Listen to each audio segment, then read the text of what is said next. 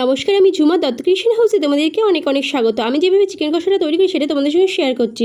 তো চিকেনের টক দই, নুন আর সর্ষের তেল দিয়ে মাখিয়ে রেখে দেবো 30 মিনিট মতো। এরপর দিয়ে দেবো 1 চামচ জিরে, আদা, টমেটো, পেঁয়াজ, রসুন আর শুকনো লঙ্কা। তো মশলার একটা পেস্ট তৈরি করে নেবো। এরপর সর্ষের তেল গরম করে সামান্য পরিমাণ নুন হলুদ দিয়ে আলুটা লাল লাল করে ভেজে নেবো। একই তেলে দিয়ে দেবো ফোড়ন, গোটা গরম মশলা, তেজপাতা, শুকনো লঙ্কা, জিরে আর গোলমরিচ। এবার ফোড়নটা ভাজা ভাজা হলে দিয়ে দেবো মাঝে সাঝে একটা পেঁয়াজ কুচি। তো পেঁয়াজ কুচিটা একটু লাল লাল করে ভেজে নিয়েছি। তারপর দিয়ে দেবো পেস্ট করে রাখা মশলাটা। এরপর এর মধ্যে অ্যাড করে দেবো নুন, হলুদ গুঁড়ো আর ধনে গুঁড়ো, শুকনো লঙ্কা গুঁড়ো। তো মশলাটা খুব ভালোভাবে ভাজা ভাজা হলে দিয়ে দেবো ম্যারিনেট করা চিকেনটা। তো চিকেনটা খুব কম আঁচে কষিয়ে নেব।